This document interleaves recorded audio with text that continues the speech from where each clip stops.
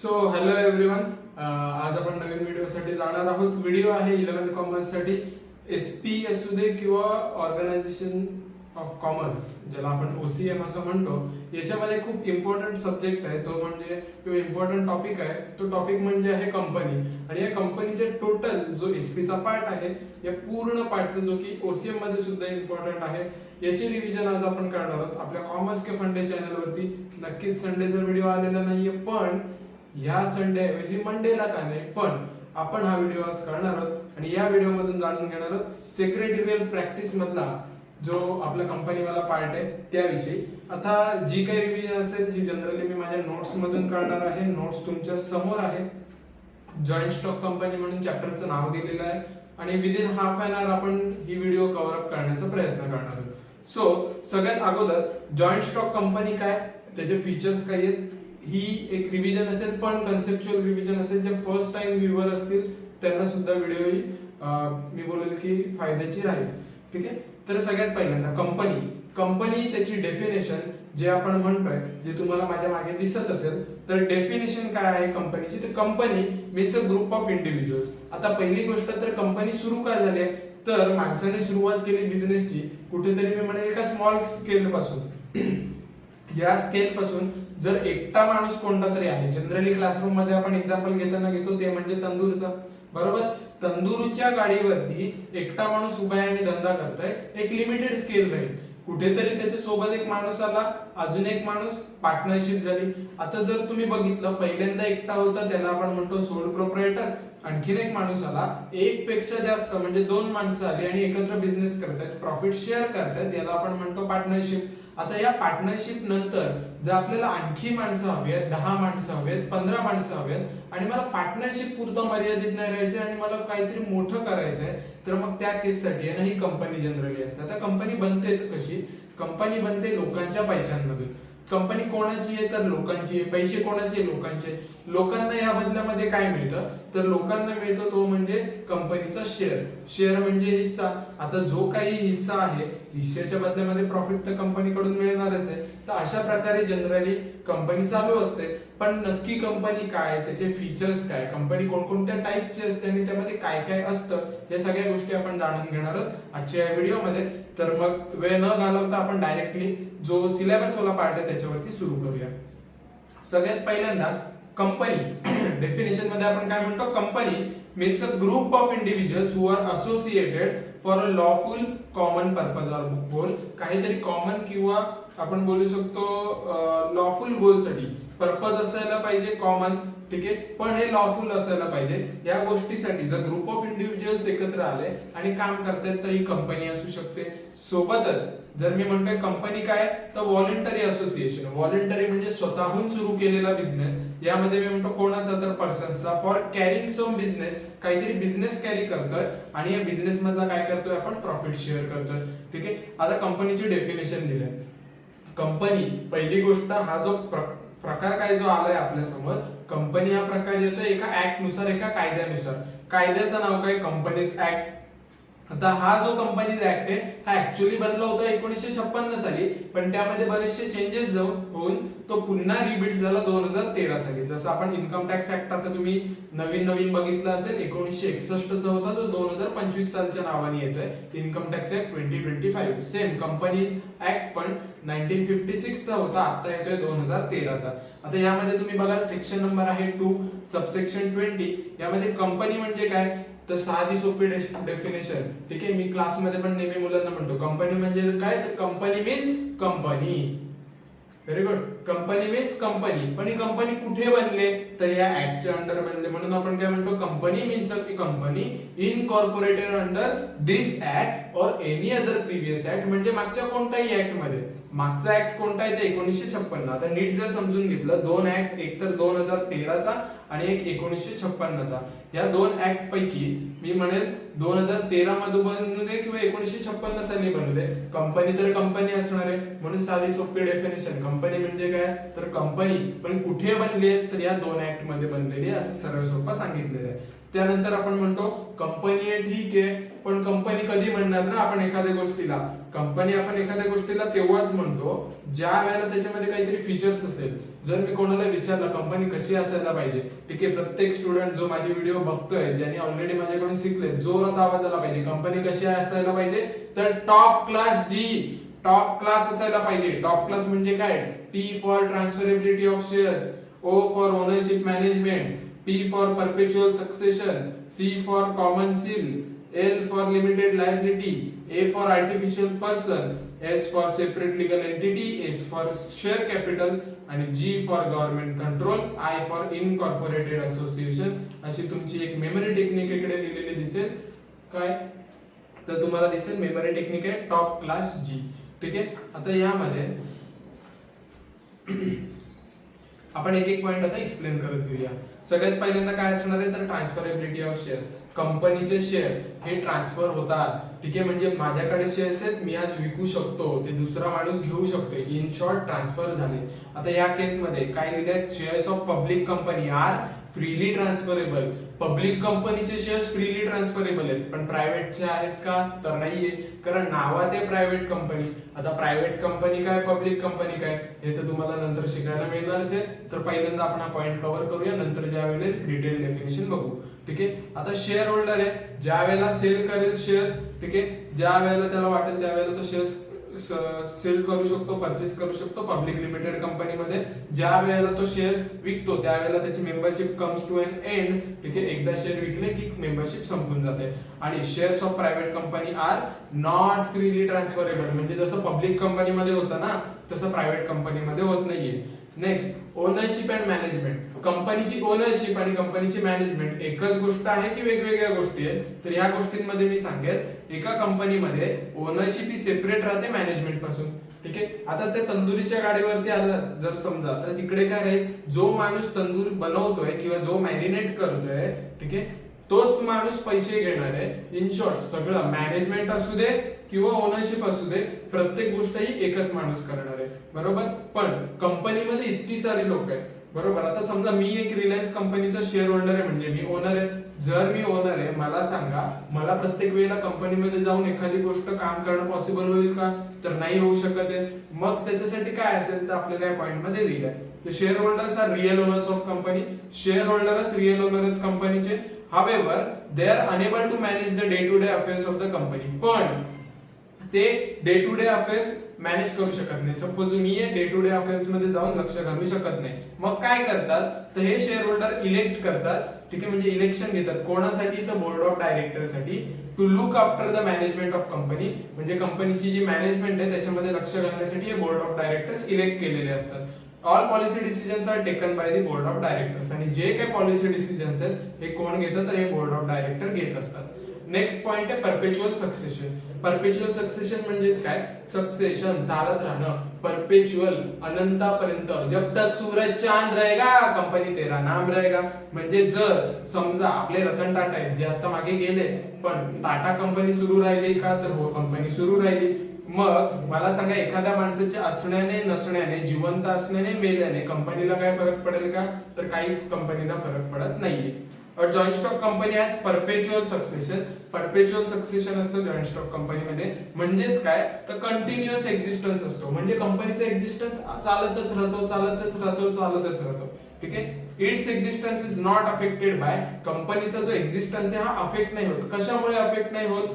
तर डेथ, एखादा माणूस मेला, इन्सॉल्वन्सी म्हणजेच तो कर्जबाजारी झाला आणि त्याची रिटायरमेंट झाली, म्हणून कंपनीचा एक मेंबर मेला, इन्सॉल्वंट झाला किंवा रिटायर झाला, म्हणून कंपनी कधी बंद पडत नसते.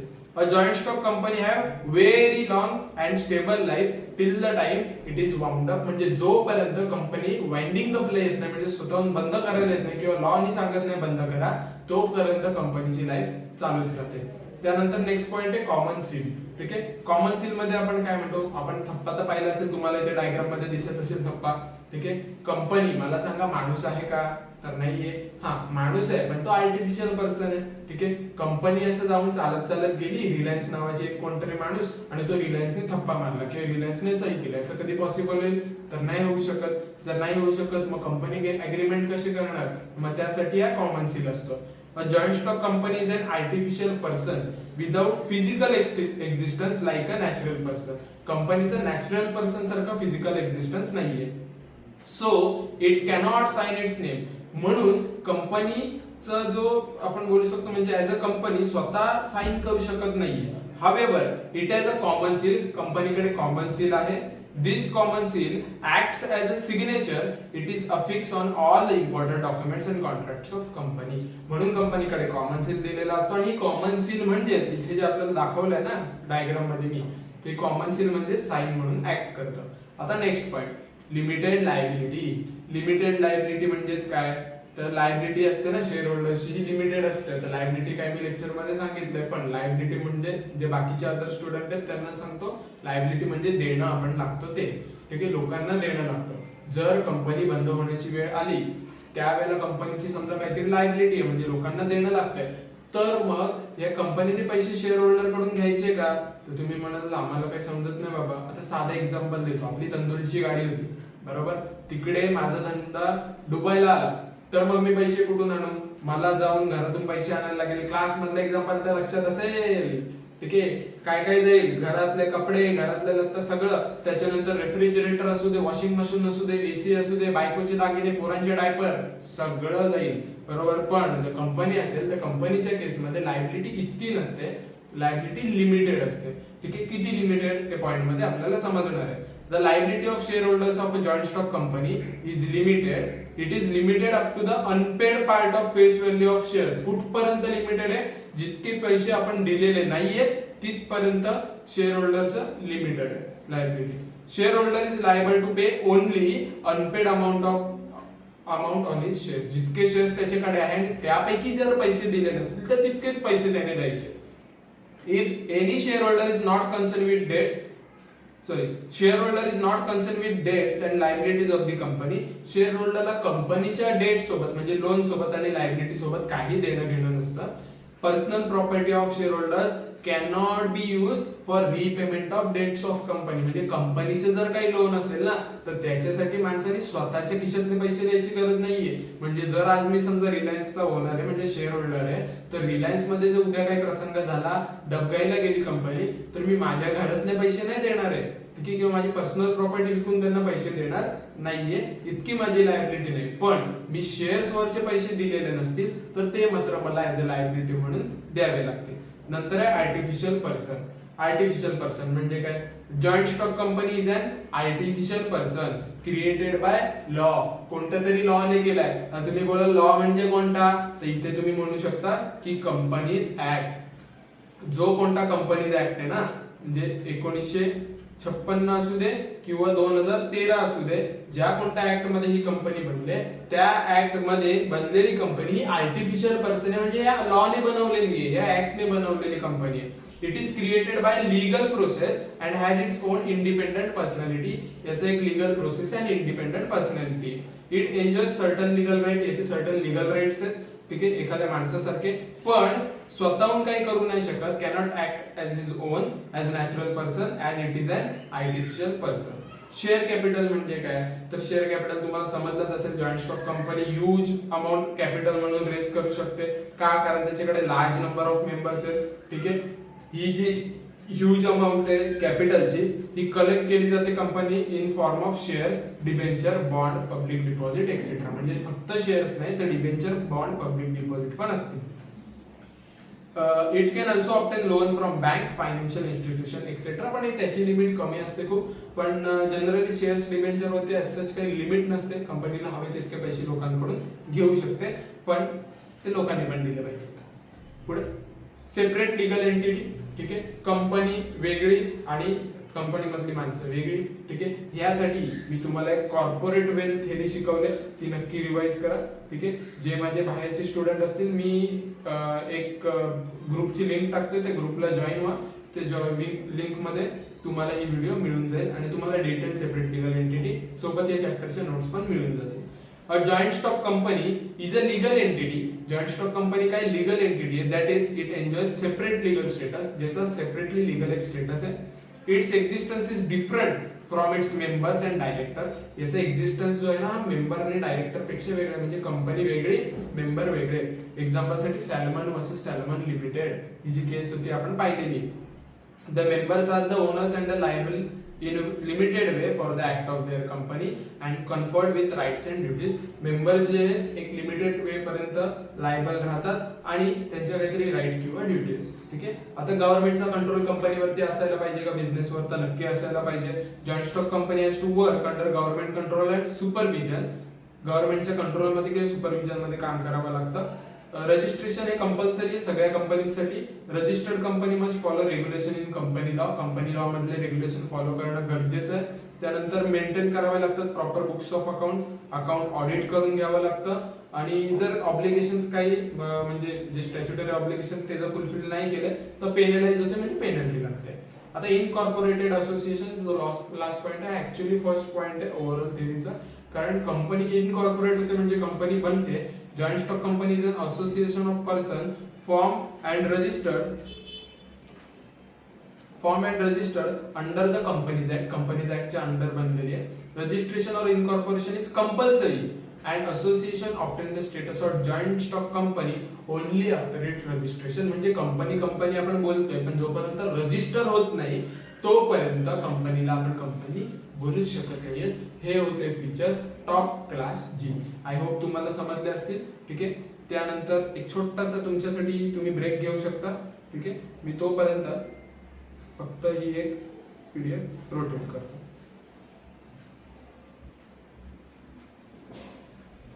ठीक आहे. ओके. सो नेक्स्ट पुढे टाइप्स ऑफ कंपनी. लक्षात कसं ठेवायचे दादा इतके टाइप्स ऑफ कंपनी कुठून लक्षात ठेवू?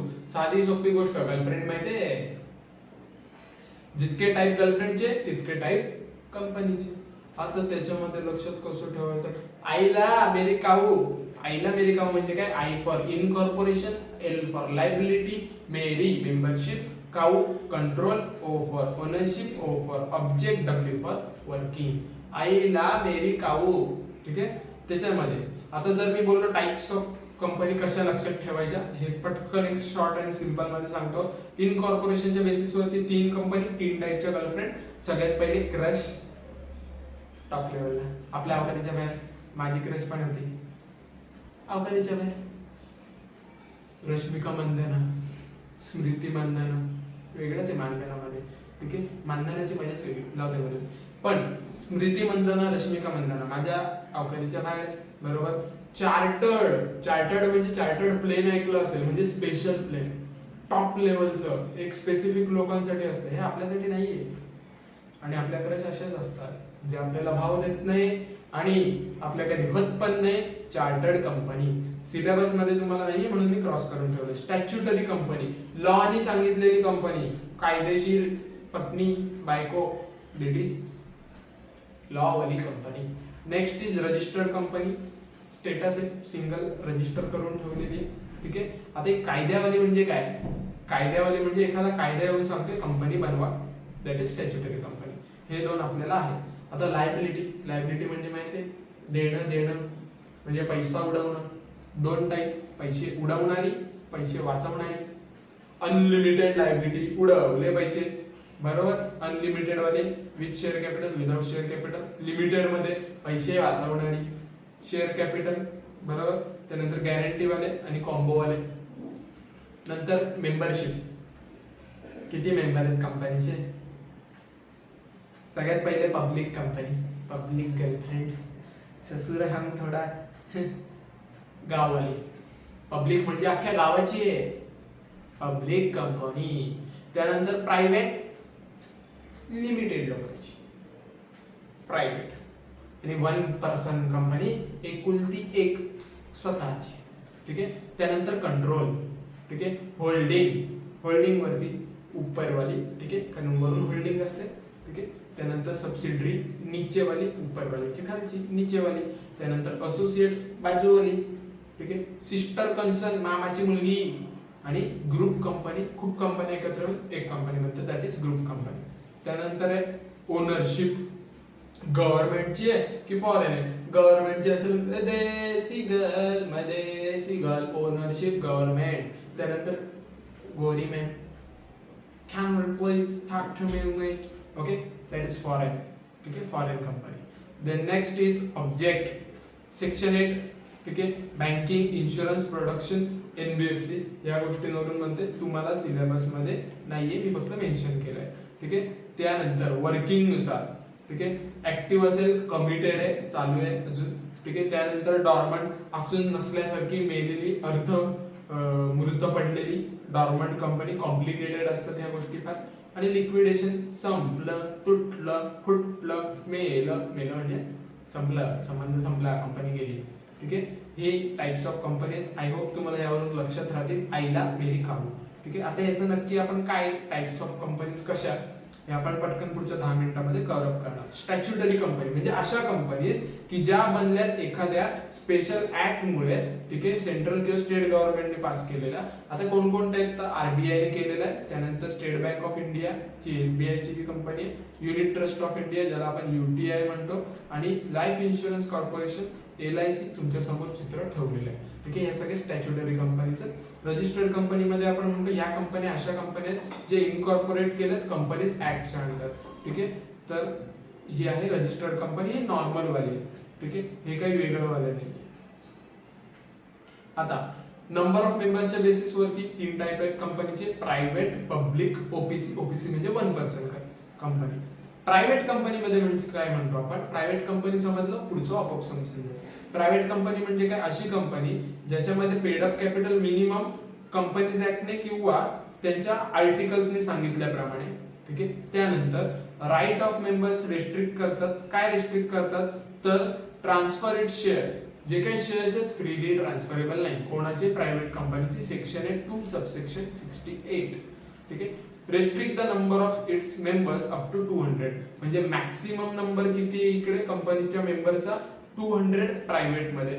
त्यानंतर prohibits any invitation to public to subscribe for any securities. लोकांना आपण इन्व्हाइट नाही करू शकत, या आमची सिक्युरिटीज घ्या, या आमचे शेअर घ्या, आमचे डिपॉझिट घ्या, हे चालणार नाही प्रायव्हेट कंपनीला. All the above said condition should be fulfilled for a company to be called as a private company. आणि वरच्या सगळ्या ज्या मी सांगितल्या त्या सगळ्या जर फुलफिल होत असतील, एक नाही या सगळ्या, तर त्याला आपण काय म्हणतो, प्रायव्हेट कंपनी म्हणतो. ठीक आहे, एवढं लक्षात ठेवलं ना, पब्लिक कंपनी आपोआप येईल. ठीक आहे, if any of the condition is not fulfilled by the company, it shall be considered as public company. The minimum number of members for private company is 2. कमीत कमी किती मेंबर पाहिजे, 2. ठीक आहे, it must add the words private limited. Nitin company private limited, XYZ private limited. Private limited आला, company कोणती झाली, private झाली. At the end of its name, a private company may be a company limited by shares or a company limited by guarantee or an unlimited company. हे पुढे तुम्हाला समजेल काय type आहे. त्यानंतर आहे पब्लिक कंपनी. पब्लिक कंपनी म्हणजे काय, सिंपल डेफिनेशन सेक्शन 2 सबसेक्शन 71. काय म्हणतो पब्लिक कंपनी म्हणजे अशी कंपनी जी प्रायव्हेट कंपनी नाहीये. ठीक आहे, तिला आपण काय म्हणतो, public company. According to section 2 subsection 71, public company means a company which is not a private company. ठीक आहे, सॉरी, अ पब्लिक कंपनी जे वरती दिले होते ना त्याच्या उलट, हॅज नो रेस्ट्रिक्शन. तिकडे रेस्ट्रिक्शन होती, इकडे has no restriction on the transfer of its shares. त्यानंतर minimum number of members should be 7. तिकडे किती होते प्रायव्हेटला 2. मॅक्सिममचं जर लिहिलं तर तिकडे किती होते 200. इकडे नो लिमिट, मॅक्सिममला लिमिट नाही. ठीक आहे, कोणती कंपनी अशी, इथे मी रिलायन्स लिहिलंय. प्रायव्हेट मध्ये सिरम इन्स्टिट्यूट ऑफ इंडिया, ह्या कंपनी बद्दल वाचण्यासारखं खूप सारं आहे. जे बाहेरचे मुलं आहेत त्यांनी प्लीज वाचा. ठीक आहे, ज्यांनी ऑलरेडी माझे लेक्चर्स अटेंड केलेले, नो प्रॉब्लेम, त्यांच्यासाठी काही प्रॉब्लेम नाही. Has to have a minimum paid up share capital as may be prescribed by article. हा सेम पॉइंट आहे ऍज इट इज दोन्हीकडे. आणि चौथं does not prohibit any invitation. तिकडे प्रोहिबिट होतं इन्व्हिटेशनला, की आपण कोणते डिपॉझिट किंवा शेअर्स किंवा सिक्युरिटीज घेऊ शकत नाही, किंवा कोणाला इन्व्हाइट करू शकत नाही. घेऊ शकतो, इन्व्हाइट करू शकत नाही. त्यानंतर 1% कंपनी. आता 1% कंपनी प्रायव्हेट कंपनीच आहे, पण कशी प्रायव्हेट कंपनी आहे. 1% company is a company which has only 1% as member, ज्याच्यामध्ये मेंबर एकच असतो, सगळं तोच, होल अँड सोल, पण कंपनी, सोल ट्रेडर नाही. It is a private limited company and it has fulfilled and comply with all the formalities of private company unless otherwise specified in the act. जोपर्यंत act सांगत नाही तोपर्यंत सगळे rules regulation कोणाचे, private कंपनीचे. It is operated by single promoter who has limited liability. हे operate कोण करतं? सिंगल प्रमोटर ऑपरेट करतो. It is better form of business organisation than the sole proprietor. Sole proprietor पेक्षा बेटर फॉर्म आहे, ठीक आहे. Because the liabilities of member is limited to the extent of is capital in company. One person company can have one or more directors. Director मात्र जास्त असू शकतात. Member single. There is no need to hold annual general meeting. इथे annual general meeting hold करायची गरज नाही. बाकीच्या 2 केसमध्ये तुम्हाला एजीएम घ्यावी लागते, ठीक आहे. हे नंतरच्या चॅप्टर्स मध्ये तुम्हाला समजेल. On the basis of liability of members.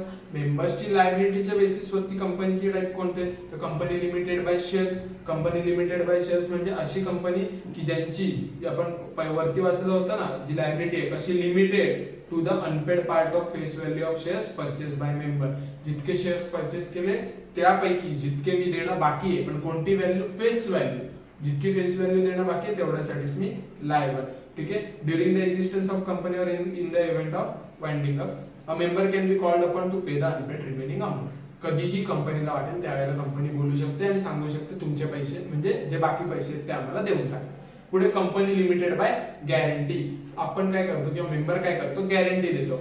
Type of company मे और may not have share capital. याच्यामध्ये शेअर कॅपिटल असू पण शकतं नसू पण शकतं. Each member promises to pay fixed sum of money specified in the memorandum in the event of liquidation of company. जर उद्या लिक्विडेट झाली कंपनी म्हणजे बंद झाली तर त्या केसमध्ये कोणी किती पैसे द्यायला पाहिजेत हे मेमोरंडम मध्येच लिहिलेलं असतं, कंपनीच्या कुंडलीमध्येच लिहिलेलं असतं, ठीक आहे. त्यानंतर अनलिमिटेड कंपनी. इथे काही लिमिट नाही, सरळ सरळ लिहून ठेवा नो लिमिट, ठीक आहे. A company not having any limit on the liability of its member is termed as unlimited company. The members are fully liable to cover the debts of company. जे members आहेत fully liable आहेत date cover करण्यासाठी. The unlimited company can B either a private और a public company, काही असू शकते, ठीक आहे. ओपीसी सुद्धा असू शकते, फक्त लायबिलिटी कशी असेल? अनलिमिटेड. आता कंट्रोलच्या बेसिस वरती सगळ्यात पहिले कंपनी कोणत्या आहेत? हे बघा, हे जॉन्सन अँड जॉन्सन आहे, ठीक आहे. ही होल्डिंग कंपनी, याच्या अंडर याच्या सबसिडरीज इतक्या साऱ्या आहेत. लाईफस्कॅन, ॲस्टेलियन, त्याच्यानंतर निट्रोजेना, ठीक आहे. बाकीचे इंग्लिश नाव आहेत आपल्याला काही येत नाही, ठीक आहे. पुढे होल्डिंग कंपनी काय? तर holding company is a company which holds more than half of total share capital of another company. म्हणजे एक कंपनी दुसऱ्या कंपनीचे 50% पेक्षा जास्तचे शेअर्स जर होल्ड करत असेल तर ती कंपनी होल्डिंग झाली, ठीक आहे. आता जिचे होल्ड करते ती कंपनी कोणती झाली? तर समजा ती झाली सबसिडियरी. आता इथे लिहून दाखवतो बघा. ए कंपनी आहे, बी कंपनी, ठीक आहे. ए कंपनीने काय केलं? 50% ची होल्डिंग केली. कोणामध्ये? बी मध्ये. ए कोण झाली? ए झाली तुमची होल्डिंग, ठीक आहे. आणि ही जी बी आहे, बी कोण झाली? सबसिडियरी. सिंपल ॲज दॅट, ठीक आहे. फार काही रॉकेट सायन्स नाहीये. और हॅज पॉवर टू अपॉइंट. पण कधी कधी पॉवर पण असते appoint or remove all or majority of directors. प्रत्येक वेळेला फक्त शेअर कॅपिटल नाही पण मेजॉरिटी ऑफ डायरेक्टर्स अपॉइंट किंवा रिमूव्ह करायची जर ताकद ते समोरच्या कंपनीमध्ये असेल तरी त्याला आपण होल्डिंग कंपनी म्हणतो. सबसिडरी कंपनी, उलट कंपनी जिच्यामध्ये त्या होल्डिंग कंपनीने पॉवर ठेवली, ठीक आहे. Subsidiary company is just opposite of holding company. It is a company which is controlled by holding company, बरोबर. Such control is possible because the holding company purchase more than one of shares capital of subsidiary company or has power to appoint or remove all majority director. In short, परत तिकडचं explanation इकडे दिलं तेच, ठीक आहे. Difficult आज काही नाही. आता शेवटचे काही टाईप राहिले. सगळ्यात पहिले गव्हर्नमेंट कंपनी. गव्हर्नमेंट कंपनी म्हणजे अशी company in which not less than 51%, म्हणजे 51% पेक्षा कमी नको आहे. म्हणजे 51% किंवा त्यापेक्षा जास्त काय पाहिजे? शेअर कॅपिटल पाहिजे. कोणी होल्ड केलं पाहिजे? तर आयदर सेंट्रल गव्हर्नमेंटने किंवा एक किंवा जास्त स्टेट गव्हर्नमेंटनी. म्हणजे सेंट्रल गव्हर्नमेंट झालं, स्टेट गव्हर्नमेंट एक असू शकते किंवा खूप सारे स्टेट गव्हर्नमेंटने असू शकतं, किंवा partly by central government and partly by one or more state government. म्हणजे समजा 25% घेतलं स्टेट गव्हर्नमेंटने तर 25% किंवा 28% समजा मी म्हणेल हे घेतलं सीजीनी, याला सुद्धा आपण टोटल मिळून घेतलं तर 53% होतात. मग याला सुद्धा आपण गव्हर्नमेंट कंपनी बोलू. एक्झाम्पल बाजूला लिहिलेले आहेत. बीपीसीएल, हेल, एमटीएनएल, आरईसी, एमटीपीसी, एनएमडीसी, ओएनजीसी या कंपनी, इंडियन ऑइल वगैरे तुम्हाला माहिती आहे, ठीक आहे. Subsidiary company of a government company, ती सुद्धा काय होते? Government company. Government company may be a private company और अ पब्लिक कंपनी, काही असू शकते. In fact, it is a company registered and incorporated under Companies Act 2013. Simple. ठीक आहे. पुढे फॉरेन कंपनी, देशी नाही परदेशी. ठीक आहे. फॉरेन कंपनी म्हणजे कोणती company? Incorporated outside India. Incorporate झाले किंवा बनले आउटसाइड इंडिया, पण तिचा जो प्लेस आहे ना बिझनेसचा हा कुठे? इंडियामध्ये, याला आपण म्हणतो फॉरेन कंपनी. डॉर्मंट कंपनी म्हणजे काय? तर डॉर्मंट कंपनी म्हणजे मेलेली कंपनी आपण ज्याला बोललो होतो. डॉर्मंट कंपनी म्हणजे अशी कंपनी रजिस्टर्ड होते काहीतरी फ्युचर प्रोजेक्ट साठी, पण कोणते सिग्निफिकंट अकाउंटिंग ट्रान्झॅक्शन त्यामध्ये होत नाही कधी, तर मागच्या 2 वर्षामध्ये, किंवा त्यांनी कोणतेच फायनान्शियल स्टेटमेंट किंवा अॅन्युअल रिटर्न मागच्या 2 वर्षांमध्ये भरलेले नाहीयेत, या कंपनीला आपण म्हणतो dormant company. After making application under 455 section 455 ती कंपनी डॉर्मंट कंपनी मध्ये होती. परत सांगतो, कधी होईल? सिग्निफिकंट अकाउंटिंग ट्रान्झॅक्शन नाहीये मागच्या 2 वर्षामध्ये, मागच्या 2 वर्षामध्ये फायनान्शियल स्टेटमेंट किंवा अॅन्युअल रिटर्न्स फाईल केलेले नाहीयेत. ठीक आहे. तर मग त्या कंपनीची आपण ऍप्लिकेशन टाकू शकतो डॉर्मंट कंपनीसाठी. ठीक आहे. पुढे लिस्टेड कंपनी म्हणजे अशी company which has any of its securities, फक्त शेअर्स नाही, कोणत्याही सिक्युरिटीज कुठे लिस्ट केले? रेकॉग्नाइज स्टॉक एक्सचेंजवर. नॉर्मल स्टॉक एक्सचेंज चालणार नाही, रेकॉग्नाइज स्टॉक एक्सचेंजेस पाहिजे. A public limited company may be a listed company और अनलिस्टेड कंपनी. लिस्टेड असू शकते किंवा अनलिस्टेड कंपनी असू शकते. कोणती? पब्लिक. ठीक आहे. प्रायव्हेट अनलिस्टेडच असतात. The listed companies will also have to follow SEBI's guidelines. SEBI Security Exchange Board of India हे गाईडलाईन्स देतो, त्या फॉलो कराव्या लागतात. And provisions of companies act. ठीक आहे. शेवटचे 2 टाईप बाकी आहेत, 3 टाईप बाकी आहेत मला वाटतं. स्मॉल कंपनी सगळ्यात अगोदर. स्मॉल कंपनी म्हणजे अशी कंपनी जी पब्लिक कंपनी नाहीये, इन शॉर्ट प्रायव्हेट कंपनी असते. पेड अप कॅपिटल किती? 50 लाखापेक्षा जास्त नाही. Does not exceed 50 lakh or such higher amount as may be prescribe, किंवा 50 लाखापेक्षा जास्त आकडा कदाचित भविष्यात लॉ देऊ शकतो. त्यानंतर टर्नओव्हर जो मागच्या प्रॉफिट अँड लॉस नुसार 2 करोडपेक्षा जास्त नसावा. ठीक आहे. पण हे 2 करोड पण इथनं बदलू शकतात जर ऍक्टने सांगितलं तर. पण सध्या लिमिट किती? 50 लाखाचं. शेअर कॅपिटल 2 कोटीचं. ठीक आहे. Turnover. Private company 1% company and company other than public company can be a small company. Public private. ठीक आहे. स्मॉल म्हणजे पब्लिक कंपनी असेल जी public company sorry private company OPC, आणि अशी कंपनी जी पब्लिक कंपनी नाहीये ती स्मॉल कंपनी असू शकते. असोसिएट कंपनी म्हणजे काय? तर असोसिएट कंपनी म्हणजे one over which another company exercise significant degree of control. ठीक आहे. इथे सिग्निफिकंट डिग्री ऑफ कंट्रोल नाही, इथे बघा खाली लिहिलंय मी. For the purpose of this clause significant influence म्हणजेच काय? तर control of at least 20% of capital, म्हणजे 20% कॅपिटल पेक्षा जास्त, पण 50 पेक्षा कमी. कारण 50 पेक्षा वर गेलं तर तुम्ही होल्डिंग व्हाल. म्हणून 20 ते 50 मध्ये जर असेल तर तुम्ही कोण होणार? असोसिएट बाजू आली. ठीक आहे. Or of business decisions under agreement. Share capital असू दे किंवा बिझनेस डिसिजन असू दे, 20 to 50% मध्ये जर तुमचा इन्फ्लुएन्स आहे तर त्याला आपण म्हणतो सिग्निफिकंट इन्फ्लुएन्स. आणि सिग्निफिकंट इन्फ्लुएन्स असणाऱ्या कंपनीला आपण म्हणतो असोसिएट कंपनी. ठीक आहे. Associate company in relation to another company means a company in which that other company has significant influence but which is not a subsidiary company. आता company not for profit म्हणजे काय? तर company under section 8 such companies are registered. ठीक आहे. हा होता तुमचा एक चॅप्टर नंबर 2, ज्यामध्ये मी कंपनीचा मेजर पार्ट सेक्रेटरियल प्रॅक्टिसचा आणि ओसीएमचा तुमचा कंपनीचा पार्ट कव्हर केलेला आहे. तर आय होप तुम्हाला व्हिडिओ आवडला असेल. याचे नोट्स आहेत आणि याचे बरेचसे जे काही व्हिडिओज आहेत रिलेव्हंट वाल्या एक्झाम्पल्सच्या ज्या मी बनवलेल्या आहेत, ह्या व्हिडिओज तुम्हाला ग्रुपमध्ये मिळतील. जर तुम्ही क्लासमध्ये म्हणजे माझ्याकडे शिकत नसाल तर नक्की त्या ग्रुपला जॉईन करा. व्हॉट्सअप ग्रुपची लिंक देतोय खाली कमेंट बॉक्समध्ये, तिकडे जॉईन करा. तिकडे तुम्हाला कंटेंट मिळेल. आणि अशा अजून रिव्हिजन व्हिडिओजसाठी कॉमर्स के फंडेला नक्की सबस्क्राईब करा आणि इंस्टाची लिंक आहे तिकडे जाऊन सुद्धा नक्की फॉलो करा. तो thank you, good bye, see you in the next video. Bye.